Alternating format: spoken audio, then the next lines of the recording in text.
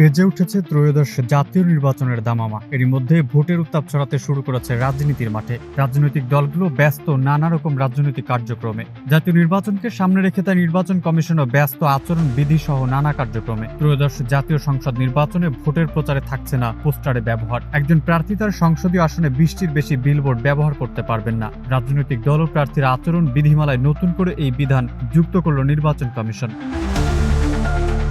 নির্বাচনের দিন ও প্রচারের সময় কোনো ধরনের ড্রোন, কোয়াডকপ্টার বা এ জাতীয় যন্ত্র ব্যবহার করা যাবে না। আর বিলবোর্ডের দৈর্ঘ্য হবে সর্বোচ্চ 16 ফুট আর প্রস্থ 9 ফুট। একটি আসনে সর্বোচ্চ 20টি বিলবোর্ড ব্যবহার করা যাবে। গণপ্রতিনিধিত্ব আদেশ সংশোধন প্রস্তাবের সঙ্গে সমন্বয় রেখে প্রণীত এই বিধিমালা বুধবার আইন মন্ত্রণালয়ে পাঠিয়েছে ইসি। নারীদের সাইবার বুলিং রোধ, বিদেশে কোনো প্রার্থীর পক্ষে সশরীরে প্রচারণা না চালানো, কৃত্রিম বুদ্ধিমত্তা প্রযুক্তি ব্যবহার করে মিথ্যাচার বা অপপ্রচার চালানোর শাস্তির বিধানও রাখা হয়েছে আচরণ বিধিমালায়।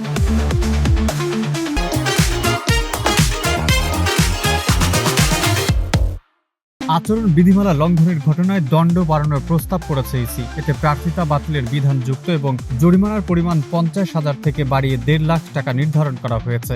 শাস্তি হিসেবে 6 মাসের কারাদণ্ডের আগের বিধান বহাল রাখা হয়েছে। জানা গেছে, রাজনৈতিক দল ও প্রার্থীর আচরণ বিধিমালায় আগের বেশিরভাগ বিধান বহাল রাখা হয়েছে, তবে বেশ কিছু নতুন ধারা যুক্ত করা হয়েছে।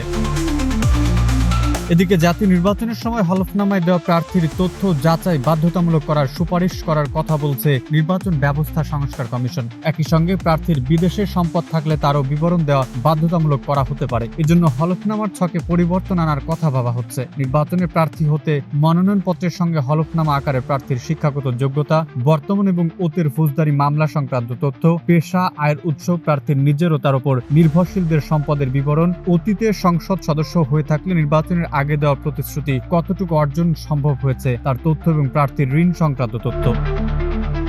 নির্বাচনী আইন অনুযায়ী এসব তথ্য দেওয়া বাধ্যতামূলক। হলফনামায় অসত্য তথ্য দেওয়া হলে প্রার্থিতা বাতিল করার ক্ষমতা আছে নির্বাচন কমিশনের। এছাড়া হলফনামায় দেওয়া তথ্য মিথ্যা বা ভুল প্রমাণিত হলে দণ্ডবিধি অনুযায়ী প্রার্থীর 3 বছরের জেল ও জরিমানা করার বিধান আছে। তবে বাস্তবে হলফনামায় প্রার্থীর এসব তথ্য দিলেও এগুলো নির্বাচন কমিশন যাচাই করে না।